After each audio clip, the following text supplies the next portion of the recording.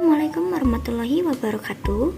Nama saya Naila Nakesa Wahyudi dengan NIM 2023103001. Di sini saya akan mempresentasikan hasil pengerjaan UTS saya berupa diagram konteks, diagram level 0 dan diagram level 1 berdasarkan soal kasus analisa sistem informasi tabungan di BPR. Pertama-tama ada diagram konteks. Di sini saya menganalisa terdapat 5 entitas, yaitu nasabah, customer service, teller, back office, dan kepala cabang. Di entitas pertama, nasabah akan menginputkan data diri dan jumlah setoran awal ke dalam sistem.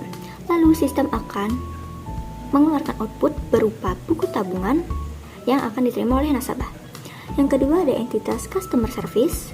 Customer service akan menginput sebuah data nasabah ke dalam sistem, lalu outputnya adalah data nasabah yang sudah diinputkan ke dalam sistem. Yang ketiga ada entitas teller. Teller akan menginput data transaksi, jumlah setoran awal ke dalam sistem, lalu sistem akan mengoutput bukti transaksi dan data transaksi. Yang keempat ada entitas back office, di mana back office akan mengambil data dari data nasabah dan data transaksi dimasukkan ke dalam sistem, lalu sistem akan mengoutputkan berupa laporan harian, laporan per jenis transaksi, dan laporan nasabah baru. Yang terakhir ada entitas kepala cabang, di mana kepala cabang akan menginputkan laporan harian, nasabah baru, dan laporan per jenis transaksi ke dalam sistem, lalu sistem akan mengeluarkan output berupa kebijakan baru. Yang kedua ada diagram level 0. Di sini saya memiliki 3 proses, yaitu pembukaan rekening, transaksi, dan pembuatan laporan. Di proses pembukaan rekening terdapat nasabah yang akan menginputkan jumlah setoran awal dan data diri ke dalam sistem, lalu sistem akan menginput ke dalam database nasabah, dan database nasabah akan mengoutputkan data nasabah lagi ke dalam sistem. Lalu sistem akan mengoutput buku tabungan kepada nasabah. Ada customer service juga. Di sini customer service akan menginputkan data nasabah ke dalam sistem, lalu sistem akan mengoutputkan data nasabah yang sudah diinputkan ke dalam sistem. Yang kedua ada proses transaksi. Proses transaksi ini dilakukan oleh teller. Teller akan menginputkan jumlah setoran awal ke dalam proses transaksi, lalu sistem akan mengoutputkan data transaksi dan memasukkannya ke dalam database. Database akan menginputkan data transaksi kembali ke dalam sistem. Lalu teller akan mendapatkan data transaksi dari sistem, dan yang terakhir sistem akan mengoutputkan bukti transaksinya. Yang ketiga ada proses pembuatan laporan. Di sini back office akan mengambil data nasabah dan data transaksi dari database nasabah dan database transaksi. Lalu back office akan menginputkan laporan harian, laporan nasabah baru, dan laporan per jenis transaksi ke dalam sistem pembuatan laporan. Sistem pembuatan laporan akan mengoutputkan kebijakan baru dan dimasukkan ke dalam kebijakan baru kepada kepala cabang.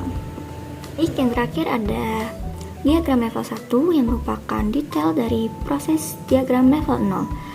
Pada diagram level 0 terdapat proses pertama, yaitu pembukaan rekening.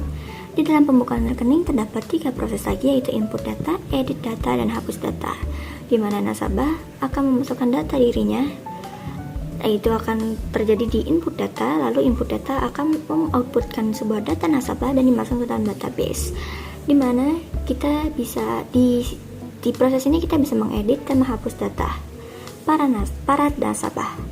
Oke, yang kedua ada proses transaksi yang dilakukan oleh teller. Di sini di proses transaksi ini terbagi menjadi 4 proses lagi, yaitu penerimaan transaksi, verifikasi transaksi, pembaruan saldo rekening, dan cetak bukti transaksi. Di mana teller akan menginputkan jumlah setoran awal ke proses penerimaan transaksi, lalu akan menghasilkan data transaksi yang akan disimpan ke dalam database. Di database ini akan terjadi proses verifikasi transaksi dan pembaruan saldo rekening para nasabah. Lalu, yang terakhir dari database akan mengambil data transaksi, lalu akan melalui cetak bukti transaksi, dan outputnya adalah bukti transaksi yang akan diberikan lagi ke teller, di mana teller akan memberikan bukti transaksi itu kepada nasabah. Proses ketiga, yaitu pembuatan laporan. Di dalam pembuatan laporan ini terdapat 4 proses lagi, yaitu pembuatan laporan harian, pembuatan laporan per jenis transaksi, pembuatan laporan nasabah baru, dan pembaruan dan posting laporan kepada kepala cabang.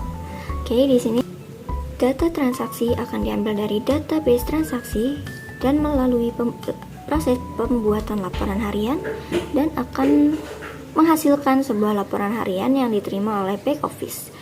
Lalu ada data transaksi juga dari database yang akan diproses dalam sistem pembuatan laporan per jenis transaksinya dan akan mengoutputkan sebuah laporan per jenis transaksi yang akan diterima oleh back office juga. Di sini kita mengambil database juga dari database nasabah, lalu akan diproses di dalam sistem pembuatan laporan nasabah baru yang akan mengoutputkan laporan nasabah baru yang akan diterima oleh back office. Lalu back office akan menginput laporan nasabah baru, laporan per jenis transaksi, dan laporan harian ke dalam proses posting laporan yang akan menghasilkan kebijakan baru yang akan diterima oleh kepala cabang. Sekian presentasi dari saya. Wassalamualaikum warahmatullahi wabarakatuh.